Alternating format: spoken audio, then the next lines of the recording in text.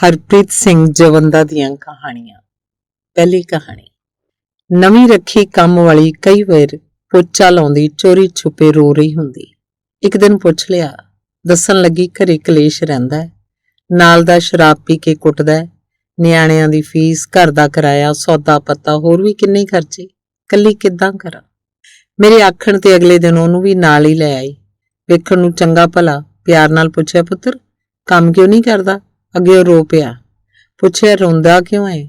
ਆਖਣ ਲੱਗਾ, ਤੁਸੀਂ ਪੁੱਤਰ ਜੂ ਆਖਿਆ, ਇੰਨੀ ਇੱਜ਼ਤ ਦਿੱਤੀ ਤਾਂ ਕਰਕੇ। ਫਿਰ ਕਿੰਨੀਆਂ ਗੱਲਾਂ ਦੱਸੀਆਂ, ਅਤੀਤ ਵਿੱਚ ਕੀਤੇ ਨਿੱਕੇ ਮੋਟੇ ਕਾਰੋਬਾਰ, ਧੋਖਾ ਦੇ ਗਏ ਭਾਈਵਾਲ, ਘਰੋਂ ਮਿਹਣੇ, ਬਾਹਰੋਂ ਗਾਲਾਂ, ਅਖੀਰ ਤੰਗ ਆ ਕੇ ਨਸ਼ਾ ਕਰਨਾ ਸ਼ੁਰੂ ਕਰ ਦਿੱਤਾ। ਉਹ ਗੱਲਾਂ ਕਰੀ ਗਿਆ ਤੇ ਮੈਂ ਸੁਣੀ ਗਈ। ਇੱਕ ਵੇਰ ਤੇ ਸੋਚਿਆ ਸਰਦਾਰ ਹੋਰਾਂ ਨੂੰ ਆਖ ਫੈਕਟਰੀ 'ਚ ਲਵਾ ਦਿਆਂ, ਪਰ ਫਿਰ ਸੋਚ ਆਈ ਕਿ ਪਿਛਲੇ ਨੂੰ ਵੀ ਤੇ ਲਵਾਇਆ ਹੀ ਸੀ, ਉਹ ਵੀ ਉਲਟਾ ਚੋਰੀ ਕਰ ਮੁੱਕਰ ਗਿਆ, ਹੁਣ ਦਿੱਤੇ ਘਰ ਵਿੱਚੋਂ ਨਹੀਂ ਨਿਕਲਦਾ। ਅਖੇ 3 ਮਹੀਨੇ ਦਾ ਨੋਟਿਸ ਦਿਓ ਤਾਂ ਨਿਕਲੂ। ਫਿਰ ਕੁਝ ਸੋਚ ਪੁੱਛ ਲਿਆ, ਜੇ ਠੇਲਾ ਬਣਵਾ ਦਿਆਂ, ਸਬਜ਼ੀ ਵੀ ਕੋਲੋਂ ਪਵਾ ਦਿਆਂ ਤਾਂ ਕੰਮ ਕਰ ਸਕੇਗਾ? ਪੈਰੀਂ ਪੈ ਗਿਆ। ਅਖੇ ਬੀਬੀ ਜੀ ਸਿਰਫ ਇੱਕ ਵੇਰ ਇਤਬਾਰ ਕਰਕੇ ਤਾਂ ਵੇਖੋ। ਅਗਲੇ ਦਿਨ 1000 ਦੀ ਸਬਜ਼ੀ ਪਵਾ ਦਿੱਤੀ, ਰੋਈ ਜਾਵੇ ਤੇ ਸੌਂਹਾਂ ਖਾਈ ਜਾਵੇ। ਅੱਗਿਓਂ ਬਸ ਇੰਨੀ ਗੱਲ ਹੀ ਆਖੀ, ਮੇਰਾ ਇਤਬਾਰ ਨਾ ਤੋੜੀ। ਅਗਲੀ ਸ਼ਾਮ ਦਿਨ ਢਲਿਆ ਗਿਆ। ਆਖੇ ਬੀਬੀ ਜੀ 1400 ਦੀ ਵਿਕਰੀ ਹੋਈ ਹੈ, 400 ਫੜਾਈ ਜਾਵੇ। ਆਖੇ 1000 ਕੱਲ ਦੇ ਸੌਦੇ ਵਾਸਤੇ ਰੱਖ ਲਏ ਨੇ। ਆਖਿਆ ਆਹ 400 ਵੀ ਰੱਖ ਲੈ, ਬਸ ਮੇਰਾ ਇਤਬਾਰ ਨਾ ਤੋੜੀ। ਇੱਕ ਵਾਰ ਉਹ ਰੋਇਆ ਨਹੀਂ, ਬਸ ਚੁੱਪ ਕਰਕੇ ਸੁਣਦਾ ਰਿਹਾ। ਸ਼ਾਇਦ ਵਪਾਰ ਦਾ ਕੋਈ ਵੱਡਾ ਗੁਰ ਹੱਥ ਲੱਗ ਗਿਆ ਸੀ। ਤੀਜੇ ਦਿਨ 1000 ਮੇਰੇ ਵੱਲ ਕਰੀ ਜਾਵੇ। ਆਖੇ ਬੀਬੀ ਜੀ ਤੁਹਾਡਾ ਮੂਲ। ਅੱਗਿਓਂ ਆਖਿਆ ਨਾਲ ਦੀ ਨੂੰ ਦੇ ਦੇ, ਸ਼ਾਇਦ ਉਹਦੇ ਹੁਣ ਤੱਕ ਵਗਾਈ ਹੰਝੂਆਂ ਦਾ ਮੁੱਲ ਹੀ ਮੋੜ ਆਏ। ਹੁਣ ਅਕਸਰ ਵੇਖਦੀ, ਉਹ ਪੋਚਾ ਲਾਉਂਦੀ, ਕਦੇ ਵੀ ਨਾ ਰੋਂਦੀ, ਸਗੋਂ ਨਿੰਮਾ ਹੱਸਦੀ, ਕੁਝ ਗਾਉਂਦੀ ਰਹਿੰਦੀ, ਸ਼ਾਇਦ ਖੁਸ਼ੀ ਦੇ ਗੀਤ। ਇਹ ਜਿਉਣ ਜੋਗੇ ਗੀਤ ਵੀ ਇਨਸਾਨ ਨੂੰ ਉਦੋਂ ਹੀ ਓੜਦੇ ਹੈ ਜਦੋਂ ਅੰਦਰਲੀ ਰੂਹ ਖੁਸ਼ ਹੋਵੇ, ਤੇ ਅੰਦਰਲੀ ਰੂਹ ਉਦੋਂ ਖੁਸ਼ ਹੁੰਦੀ ਹੈ ਜਦੋਂ ਘਰ ਦੀ ਚਾਰਦੀਵਾਰੀ ਅੰਦਰੋਂ ਪਿਆਰ ਮੁਹੱਬਤ ਦੀਆਂ ਖੁਸ਼ਬੂਈਆਂ ਆਉਂਦੀਆਂ ਹੋਣ। ਕਈ ਵਾਰ ਸੋਚਦੀਆਂ ਜ਼ਿੰਦਗੀ 'ਚ ਇਤਬਾਰ ਕਰਨਾ ਬੜਾ ਹੀ ਜ਼ਰੂਰੀ ਹੈ, ਖਾਸ ਕਰਕੇ ਸ਼ਰਾਬੀ, ਨਸ਼ੇੜੀ ਤੇ ਦੁਤਕਾਰੇ ਹੋਏ ਇਨਸਾਨਾਂ ਤੇ। ਅੰਦਰੋਂ ਬਾਹਰੋਂ ਟੁੱਟ ਗਿਆਂ ਤੇ ਰੋਣ ਲਈ ਮੋਢਾ ਲੱਭਦੇ ਹੋਇਆਂ ਤੇ ਜਦੋਂ ਅੱਗਿਓਂ ਮੋਢੇ ਦੀ ਥਾਂ ਗਾਲਾਂ ਮਿਲਦੀਆਂ ਤਾਂ ਇਹ ਕਰਮਾਂ ਮਾਰੇ ਹੋਰ ਟੁੱਟ ਜਾਂਦੇ। ਫਿਰ ਨਸ਼ੇ ਦੀ ਹੋਰ ਡੂੰਘੀ ਦਲਦਲ 'ਚ ਜਾ ਡਿੱਗਦੇ। ਇਹ ਦਲਦਲ ਕੱਲੇ ਉਹਨੂੰ ਹੀ ਨਹੀਂ ਮਾਰਦੀ, ਸਗੋਂ ਪੂਰੇ ਪਰਿਵਾਰ ਨੂੰ ਹੀ ਲੈ ਬੈਠਦੀ, ਹੱਸਦੀਆਂ ਹੋਈਆਂ ਧੀਆਂ ਨੂੰ ਵੀ। ਇੱਕ ਦਿਨ ਨਾਲ ਆਈ ਧੀ ਨੂੰ ਪੁੱਛ ਲਿਆ, ਡੈਡੀ ਹੁਣ ਸ਼ਰਾਬ ਤੇ ਨਹੀਂ ਪੀਂਦਾ? ਆਖਣ ਲੱਗੀ, ਪੀਂਦਾ ਏ ਥੋੜੀ ਥੋੜੀ, ਪਰ ਨਾਲੇ ਵੀ ਆਖਦਾ ਇਹ ਵੀ ਛੱਡ ਦਿਆਂਗਾ ਹੌਲੀ ਹੌਲੀ। ਮੇਰੇ ਅੰਦਰੋਂ ਆਵਾਜ਼ ਆਈ, ਕਮਲੀਏ 21ਵੀਂ ਸਦੀ ਦਾ ਹੱਡੀ ਰਚ ਗਿਆ ਨਸ਼ਾ ਏ, ਅੰਦਰੋਂ ਨਿਕਲ ਜਾਣ ਲਈ ਵੀ ਨੋਟਿਸ ਭਾਲਦਾ ਹੈ। ਲੰਮੇ ਸਮੇਂ ਤੋਂ ਰਹਿ ਰਹੇ ਕਾਨੂੰਨਾਂ ਦੇ ਜਾਣਕਾਰ, ਧੋਖੇਬਾਜ਼ ਕਿਰਾਏਦਾਰ ਵਾਂਗ, ਜਿਸ ਤੇ ਸਖਤੀ ਵੀ ਨਹੀਂ ਕਰ ਸਕਦੇ। ਅਗਲੀ ਕਹਾਣੀ। ਸੰਨ 87-88 ਦੀ ਗੱਲ ਹੈ। ਛੁੱਟੀਆਂ 'ਚ ਨਾਨਕੇ ਪਿੰਡ ਦਾ ਸਬੱਬ ਬਣ ਗਿਆ। ਸਾਡੀ ਬੱਸ ਅਜੇ ਬਟਾਲੇ ਤੋਂ ਮਸਾਂ ਕੁਝ ਕਿਲੋਮੀਟਰ ਦੂਰ ਕਾਦੀਆਂ ਕੋਲ ਹੀ ਅੱਪੜੀ ਹੋਏਗੀ। ਦੁਹਾਈ ਮੱਚ ਗਈ, ਸ਼ਹਿਰ ਕਰਫਿਊ ਲੱਗ ਗਿਆ। ਅਗਲੇ ਦਿਨ ਵਾਪਸ ਸ਼ਹਿਰ ਮੁੜਨ ਵਾਲਾ ਯਾਬੀ ਮੁੱਕ ਗਿਆ। ਬੱਸਾਂ, ਟਾਂਗੇ, ਘੜੁੱਕੇ, ਟਰੈਕਟਰ, ਟਰਾਲੀਆਂ, ਸਕੂਟਰ, ਸਾਈਕਲ, ਸਭ ਕੁਝ ਬੰਦ।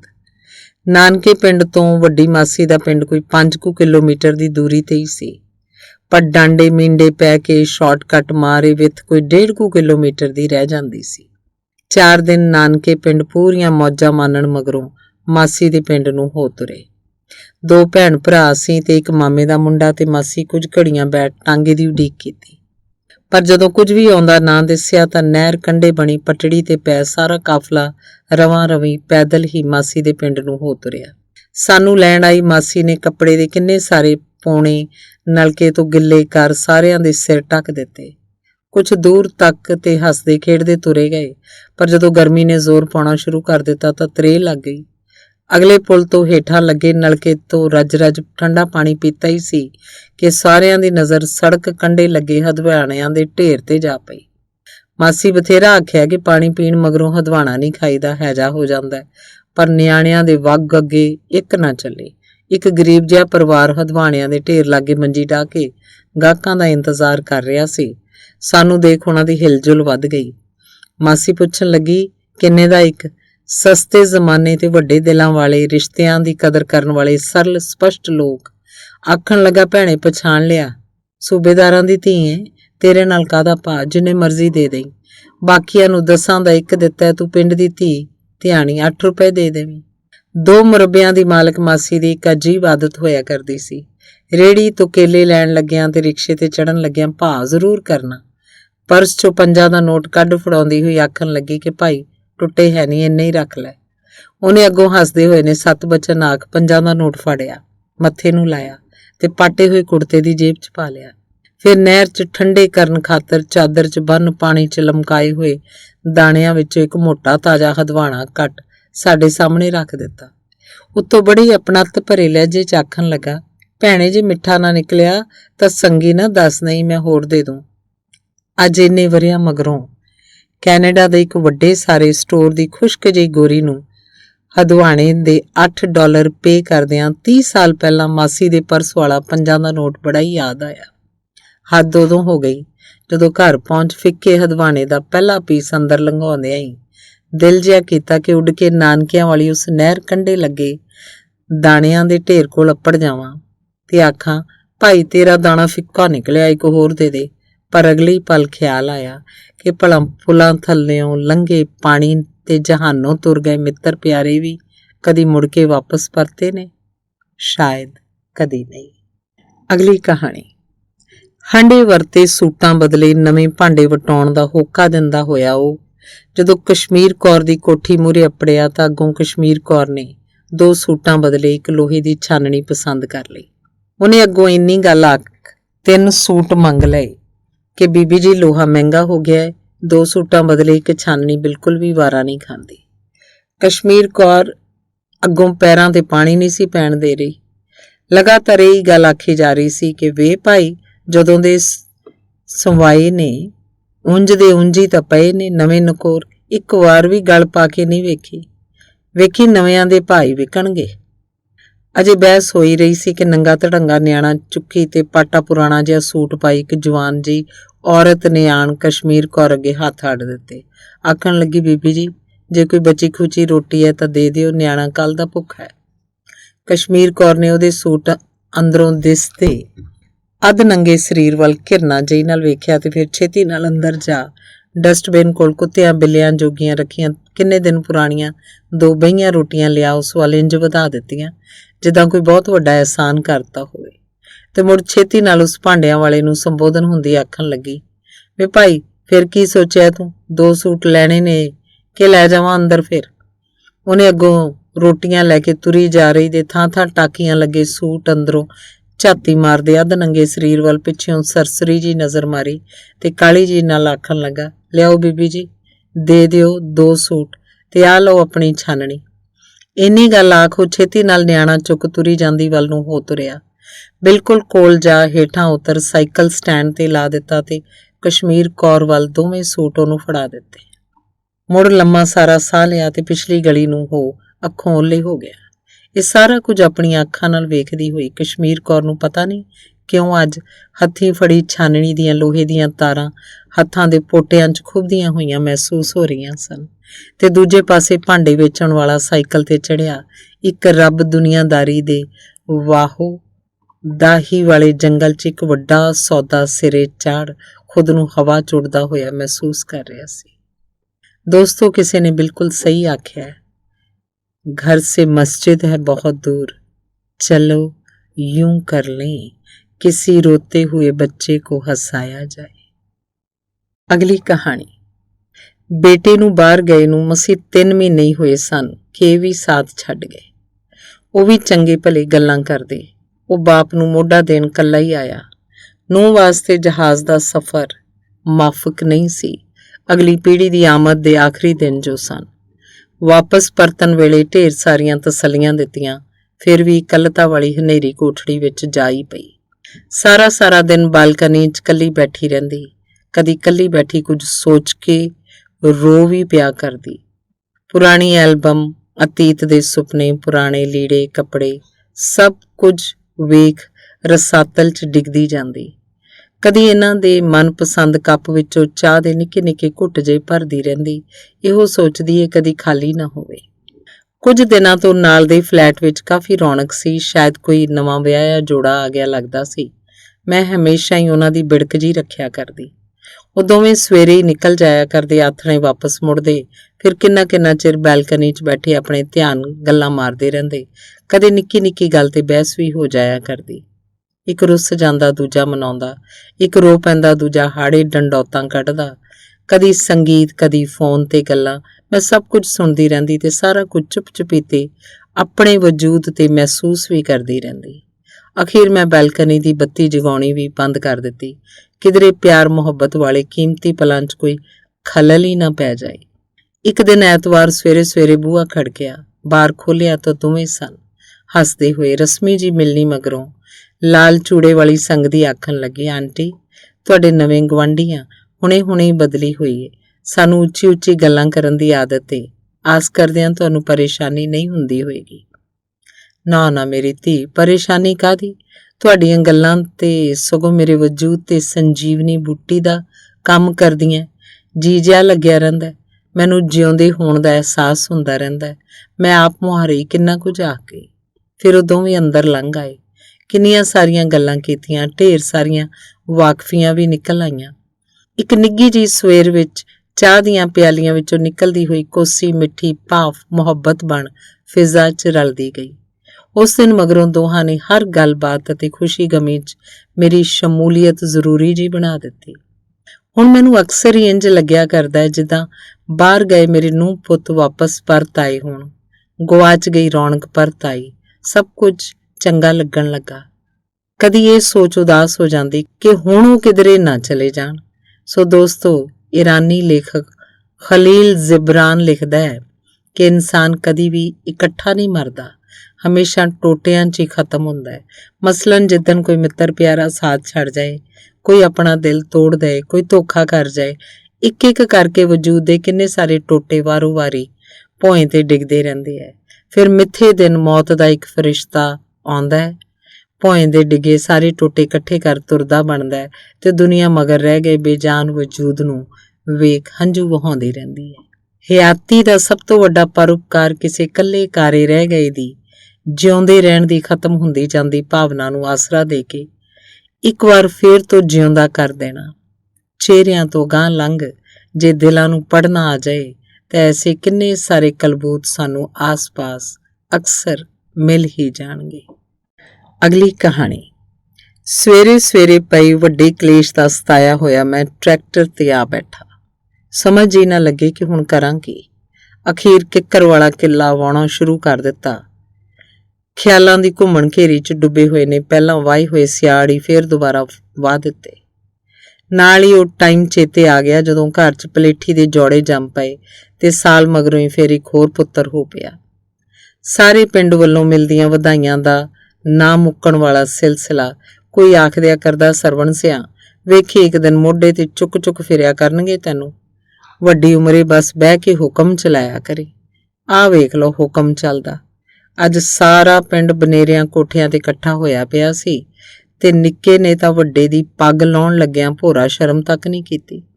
ਟਰੈਕਟਰ ਦੇ ਸਟੀਅਰਿੰਗ ਤੇ ਹੱਥ ਰੱਖੀ ਅਜੇ ਸੋਚਾਂ ਦੇ ਸਮੁੰਦਰ 'ਚ ਗੋਤੇ ਖਾਈ ਰਿਹਾ ਸਾਂ ਕਿ ਕਿੱਕਰ ਕੋਲ ਉੱਗੇ ਝਾੜੀਆਂ ਦੇ ਝੁੰਡ ਕੋਲ ਬਿੜਕ ਜੀ ਹੋਈ। ਬ੍ਰੇਕ ਮਾਰ ਉਤਰ ਕੇ ਨਜ਼ਰ ਮਾਰੀ, ਵੇਖਿਆ ਨਿੱਕੇ ਕਿੰਨੇ ਸਾਰੇ ਕਤੂਰੇ ਸਨ, ਮੌਜ ਨਾਲ ਮਾਂ ਦਾ ਦੁੱਧ ਚੁੰਗ ਰਹੇ ਸਨ।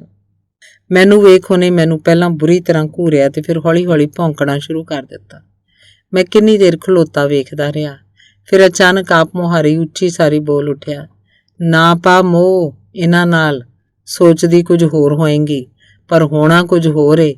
ਇਹ ਦੁੱਧ ਚੁੰਗਦੇ ਜਦੋਂ ਆਪਣੇ ਪੈਰਾਂ ਸਿਰ ਹੋਏ ਤਾਂ ਦੌੜ ਜਾਣਾ ਇਹਨਾਂ ਸਾਰਿਆਂ ਨੇ। ਭੋਰਾ ਬਾਤ ਨਹੀਂ ਪੁੱਛਣੀ ਇਹਨਾਂ ਤੇਰੀ। ਕੁੱਤਿਆਂ ਵਾਂਗ ਨਹੀਂ ਸਗੋਂ ਇਨਸਾਨਾਂ ਵਾਂਗ ਲੜਨਗੇ। ਮੈਨੂੰ ਉੱਚੀ ਬੋਲਦੇ ਹੋਏ ਨੂੰ ਵੇਖ ਉਹ ਅਚਾਨਕ ਉੱਠ ਖਲੋਤੀ। 2 ਕਦਮ ਮੇਰੇ ਵੱਲ ਨੂੰ ਆਉਂਦੀ ਹੋਈ ਨੇ ਹੋਰ ਵੀ ਜ਼ੋਰ ਨਾਲ ਭੌਂਕਣਾ ਸ਼ੁਰੂ ਕਰ ਦਿੱਤਾ। ਮੈਨੂੰ ਇੱਕ ਵਾਰ ਤੇ ਇੰਝ ਲੱਗਾ ਜਿੱਦਾਂ ਆਖਰੀ ਹੋਵੇ। ਫੇਰ ਕੀ ਹੋਇਆ ਜੇ ਦੌੜ ਜਾਣਗੇ? ਮੈਂ ਤਾਂ ਆਪਣਾ ਫਰਜ਼ ਬਾਖੂਬੀ ਨਿਭਾਉਂਗੀ। ਅਸੀਂ ਜਨੌਰ ਆਪਣੀਆਂ ਔਲਾਦਾਂ ਨਾਲ ਪਿਆਰ ਕਰਦੇ ਹਾਂ, ਉਹਨਾਂ ਤੇ ਕੋਈ ਸੱਟਾ ਨਹੀਂ ਲਾਉਂਦੇ, ਨਾ ਹੀ ਕੋਈ ਜੂਆ ਹੀ ਖੇਡਦੇ ਹਾਂ। ਉਹੀ ਜੂਆ ਜਿਹਦੀ ਗਿਣਤੀ ਮਿਣਤੀ ਤੁਸੀਂ ਲੋਕ ਔਲਾਦ ਦੇ ਜੰਮਦਿਆਂ ਤੋਂ ਹੀ ਕਰਨੀ ਸ਼ੁਰੂ ਕਰ ਦਿੰਦੇ ਹੋ। ਮੇਰਾ ਪੁੱਤ ਵੱਡਾ ਹੋਏਗਾ, ਸੇਵਾ ਕਰੂ, ਕਮਾਈ ਹੱਥ ਤੇ ਧਰੂ, ਇੱਜ਼ਤ ਮਾਣ ਵਧਾਊ ਤੇ ਅਖੀਰ 'ਚ 20 ਦੇ 40 ਬਣਾਊ। ਤੇ ਜਦੋਂ ਇਹ ਸਭ ਕੁਝ ਅਸਲ ਜ਼ਿੰਦਗੀ 'ਚ ਕਦੀ ਹੁੰਦਾ ਹੀ ਨਹੀਂ ਤਾਂ ਫਿਰ ਦੁੱਖਾਂ, ਕਲੇਸ਼ਾਂ ਤੇ ਪਛਤਾਵਿਆਂ ਦੇ ਸਮੁੰਦਰ 'ਚ ਡੂੰਘਾ ਡੁੱਬ ਗਿਆ ਮਨੁੱਖ ਜਿਉਂਦੇ ਜੀ ਹੀ ਜ਼ਿੰਦਗੀ ਜਿਉਣੀ ਭੁੱਲ ਜਾਂਦਾ ਹੈ।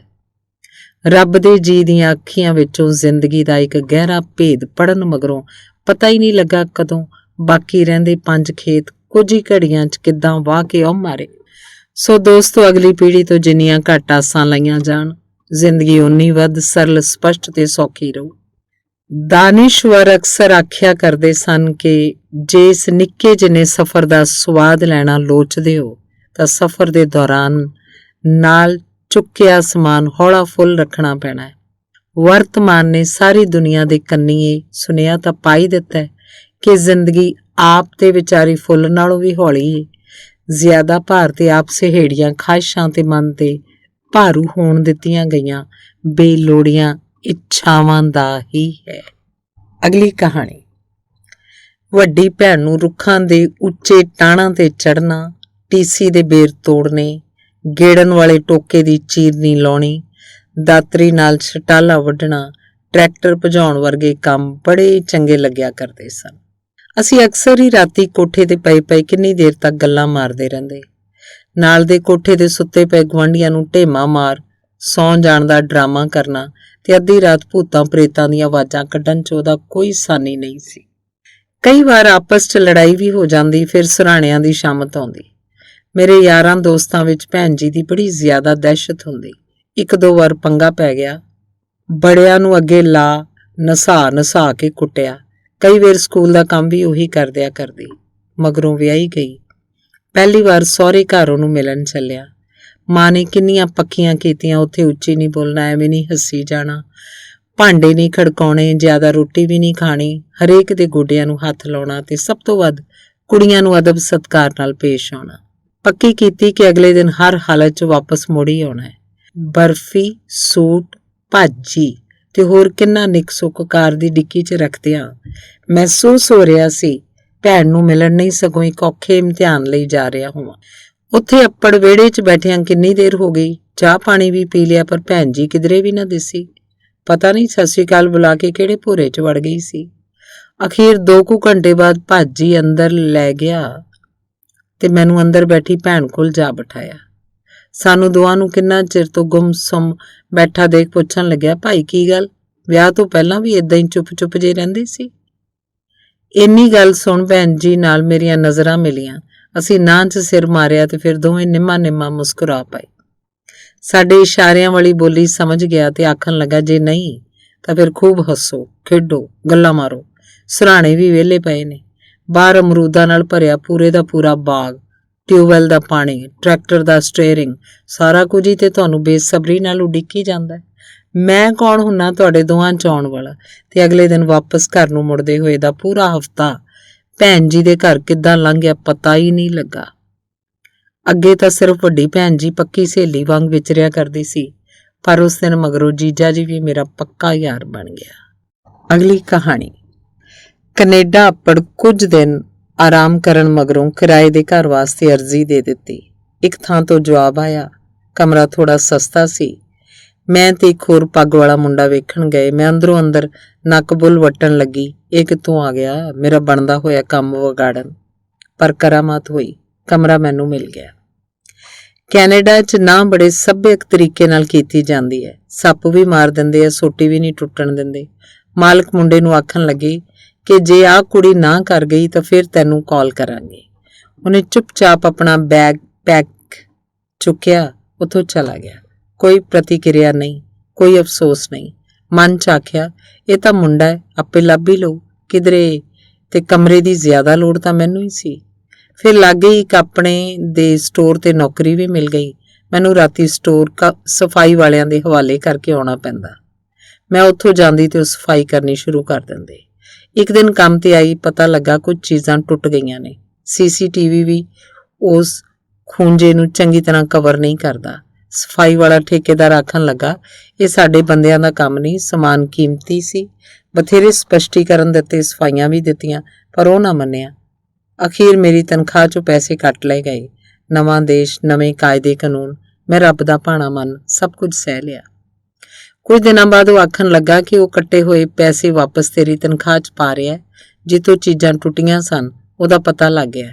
ਕੱਲ ਉਹ ਆਪੇ ਹੀ ਆ ਗਿਆ ਤੇ ਅਖੇ ਸਾਰਾ ਕੁਝ ਮੈਥੋਂ ਟੁੱਟ ਗਿਆ ਸੀ, ਪਰ ਠੇਕੇਦਾਰ ਨੇ ਮਨਾ ਕੀਤਾ ਸੀ। ਅਖੇ ਦੱਸੀ ਨਾ। ਮੈਂ ਉਸ ਮੁੰਡੇ ਦੀ ਫੋਟੋ ਵੇਖ ਝੱਟ ਪਛਾਣ ਲਿਆ, ਇਹ ਤਾਂ ਉਹੀ ਸੀ ਪੱਗ ਵਾਲਾ ਜਿਹੜਾ ਮੇਰੇ ਨਾਲ ਇੱਕ ਵਾਰ ਕਮਰਾ ਵੇਖਣ ਆਇਆ ਸੀ। ਪਾਗਲ ਨੇ ਸੱਚ ਬੋਲ ਦਿੱਤਾ, ਨੌਕਰੀ ਚਲੀ ਗਈ। ਫੇਰ ਤੋਂ ਬੈਗ ਚੁੱਕ ਉਹੀ ਤਲਾਸ਼, ਖੱਜਲ ਖੁਆਰੀ। ਇੱਕ ਦਿਨ ਪਲਾਜ਼ੇ 'ਚ ਮਿਲ ਗਿਆ, ਪੁੱਛਿਆ ਤੂੰ ਇੰਜ ਕਿਉਂ ਕੀਤਾ ਸੀ? ਗੱਲ ਟਾਲ ਗਿਆ। ਜਦੋਂ ਜ਼ੋਰ ਪਾਇਆ ਤਾਂ ਸਾਰੀ ਗੱਲ ਖੋਲਤੀ। ਅਖੇ ਮਾਂ ਬਾਪ ਹੈ ਨਹੀਂ, ਨਾਨਕਿਆਂ ਨਹੀਂ ਪਾਲਿਆ, ਇੱਕ ਤੇਰੀ ਕੀ ਉਮਰ ਦੀ ਨਿੱਕੀ ਭੈਣ ਹੈ। ਜਦੋਂ ਇੱਧਰ ਆਉਣ ਲੱਗਾ ਤਾਂ ਉਚੇਚਾ ਆਖਣ ਲੱਗੀ, ਵੀਰੇ ਇੱਕ ਕੰਮ ਜ਼ਰੂਰ ਕਰੀਂ, ਕਿਸੇ ਮੇਰੇ ਵਰਗੀ ਨਾਲ ਨਾ ਤਾਂ ਕੋਈ ਧੱਕਾ ਕਰੀ, ਨਾ ਹੀ ਕੋਈ ਧੋਖਾ। ਬਸ ਅੱਜ ਤੱਕ ਉਹਦੀ ਗੱਲ ਪੱਲੇ ਬੰਨੀ ਹੋਈ ਹੈ।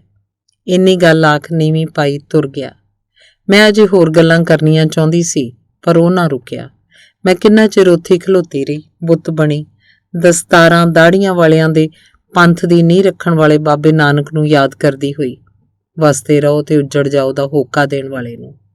ਫਿਰ ਤੁਰੇ ਜਾਂਦੇ ਨੂੰ ਪਿੱਛਿਓਂ ਵੇਖ ਅਰਦਾਸ ਕੀਤੀ, ਰੱਬਾ ਇਹ ਕੌਮ ਉੱਜੜਦੀ ਵੀ ਰਹੇ, ਪਰ ਸਰਬੱਤ ਦੇ ਭਲੇ ਦੀ ਖਾਤਰ, ਤੇ ਹਰ ਭੈਣ ਜਹਾਜ਼ੇ ਚੜ੍ਹਦੇ ਆਪਣੇ ਵੀਰ ਦੇ ਕੰਨੀ ਇਹ ਗੱਲ ਵੀ ਜ਼ਰੂਰ ਪਾਉਂਦੀ ਰਹੇ ਕਿ ਵੀਰੇ ਕਿਸੇ ਨਾਲ ਧੱਕਾ ਨਾ ਕਰੇ ਤੇ ਨਾ ਹੀ ਧੋਖਾ। ਉਹ ਮੈਨੂੰ ਫੇਰ ਕਦੀ ਵੀ ਨਹੀਂ ਦਿਸਿਆ। ਸ਼ਹਿਰ ਬਦਲ ਲਿਆ ਸੀ ਤਾਂ ਵੀ ਅੱਜ ਤੱਕ ਸੁੱਖਾਂ ਮੰਗਦੀਆਂ। ਮਾਂ ਮੈਟਰ ਜਿੱਥੇ ਵੀ ਹੋਵੇ, ਚੜ੍ਹਦੀ ਕਲਾ 'ਚ ਹੋਵੇ, ਤੱਤੀ ਵਾਹ ਨਾ ਲੱਗੇ ਉਹਨੂੰ। ਅਗਲੀ ਕਹਾਣੀ। ਹਾੜ ਮਹੀਨੇ ਅਕਸਰ ਹੀ ਮੇਰੇ ਪੈਰਾਂ ਵਿੱਚੋਂ ਸੇਕ ਜਿਹਾ ਨਿਕਲਣ ਲੱਗਦਾ। ਮੈਂ ਦੁਕਾਨ ਤੇ ਅੱਪੜ ਜੁੱਤੀ ਲਾ ਕੇ ਕਾਊਂਟਰ ਹੇਠ ਰੱਖੀ ਠੰਡੇ ਪਾਣੀ ਦੀ ਬਾਲਟੀ 'ਚ ਪੈਰ ਡੋਬ ਬੈਠ ਜਾਇਆ ਕਰਦਾ। ਇੱਕ ਦਿਨ ਦੁਪਹਿਰੇ ਜਿਹੇ ਨੂੰ ਇੱਕ ਬਾਬਾ ਜੀ ਆਏ, ਮੈਨੂੰ ਪਰਚੀ ਫੜਾਈ, ਦਵਾਈ ਮੰਗੀ, ਪੈਸੇ ਦਿੱਤੇ ਤੇ ਫਿਰ ਬਾਹਰ ਨੂੰ ਤੁਰ ਪਏ। ਸਰਸਰੀ ਜੀ ਨਜ਼ਰ ਮਾਰੀ, ਪੈਰੀਂ ਜੁੱਤੀ ਨਹੀਂ ਸੀ। ਉਸੇ ਵੇਲੇ ਕਾਊਂਟਰ ਟੱਪ ਨੰਗੇ ਪੈਰੀਂ ਉਹਨਾਂ ਮਗਰ ਹੋ ਤੁਰਿਆ। ਕੋਲ ਅੱਪੜ ਪੁੱਛਿਆ, ਇੰਨੀ ਗਰਮੀ ਉੱਤੋਂ ਤੁਹਾਡੇ ਨੰਗੇ ਵੀ ਪੈਰਾਂ ਦੇ ਤਲੇ ਨਹੀਂ ਸੜਦੇ? ਹੱਸ ਪਏ। ਅਖੇ ਬਿਲਕੁਲ ਵੀ ਨਹੀਂ ਸੜਦੇ ਪੁੱਤ, ਜਦੋਂ ਦੀ ਔਲਾਦ ਜਵਾਨ ਹੋਈ ਨੰਗੇ ਪੈਰੀਂ ਤੁਰਨ ਦੀ ਆਦਤ ਪੈ ਗਈ। 5 ਪੁੱਤ ਨੇ, ਪਰ ਉਹਨਾਂ 'ਚੋਂ ਕੋਈ ਨਾ ਕੋਈ ਹਰ ਰੋਜ਼ ਇੰਨੀ ਗੱਲ ਆਖ ਮੇਰੀ ਗੁਰਗਾਬੀ ਪਾ ਕੇ ਤੁਰਦਾ ਬਣਦਾ ਕਿ ਪਾਪਾ ਤੈਨੂੰ ਜੁੱਤੀ ਦੀ ਕਾਹਦੀ ਲੋੜ ਹੈ, ਤੂੰ ਤੇ ਸਾਰਾ ਦਿਨ ਪਰਾਂ 'ਚ ਬੈਠ ਗੱਲਾਂ ਹੀ ਤੇ ਮਾਰਨੀਆਂ ਹੁੰਦੀਆਂ। ਹੁਣ ਮੈਂ ਆਪਣੀਆਂ ਬੱਕਰੀਆਂ ਵੀ ਨੰਗੇ ਪੈਰੀਂ ਚਾਰਦਾ। ਉਹ ਕਿੰਨੀਆਂ ਗੱਲਾਂ ਕਰੀ ਗਏ, ਪਰ ਮੈਥੋਂ ਅੱਗੇ ਕੋਈ ਹੋਰ ਗੱਲ ਨਾ ਸੁਣੀ ਗਈ। ਫਿਰ ਪਤਾ ਨਹੀਂ ਕਦੋਂ ਅੱਖੋਂ ਓਹਲੇ ਹੋ ਗਏ। ਮੈਂ ਕਿੰਨਾ ਚਿਰ ਨੰਗੇ ਪੈਰੀਂ ਤੀਖਣ ਦੁਪਹਿਰ 'ਚ ਉੱਥੇ ਖਲੋਤਾ ਰਿਹਾ। ਵਾਪਸ ਪਰਤਦਿਆਂ ਪਹਿਲੀ ਵਾਰ ਮਹਿਸੂਸ ਕੀਤਾ ਕਿ ਸੇਕ ਅੱਜ ਪੈਰਾਂ ਵਿੱਚੋਂ ਨਹੀਂ, ਸਗੋਂ ਦਿਲ ਦੀਆਂ ਤਹਿਆਂ 'ਚੋਂ ਨਿਕਲ ਰਿਹਾ ਸੀ। ਸ਼ਸ਼ੋ ਪੰਚ ਪੈ ਗਿਆ। ਹੁਣ ਦਿਲ ਨੂੰ ਕਿਹੜੀ ਠੰਡੀ ਬਾਲਟੀ 'ਚ ਡੋਬਾਂ? ਇਸ ਤੇ ਤਾਂ ਕੋਈ ਆਪਣਾ ਠੰਡੇ ਪਾਣੀ ਦੇ ਛਿੱਟੇ ਮਾਰੇ ਤਾਂ ਹੀ ਠੰਡ ਪੈਂਦੀ ਏ। ਪਰ ਆਪਣੇ ਸਾਰੇ ਤਾਂ ਮਸਤ ਸਨ। ਮਹਿਲਨੁਮਾ ਵੱਡੇ ਘਰ ਦੇ ਏਸੀ ਕਮਰਿਆਂ ਨੇ ਉਹਨਾਂ ਸਾਰਿਆਂ ਨੂੰ ਆਪਣੀ ਕੈਦ 'ਚ ਰੱਖਿਆ ਹੋਇਆ ਸੀ। ਇੱਕ ਐਸੀ ਕੈਦ ਜਿੱਥੋਂ ਸ਼ਾਇਦ ਸਾਰੀ ਉਮਰ ਕਦੇ ਵੀ ਪੈਰੋਲ ਮਿਲਣ ਦੀ ਕੋਈ ਸੰਭਾਵਨਾ ਨਹੀਂ ਸੀ ਲੱਗਦੀ। ਧੰਨਵਾਦ।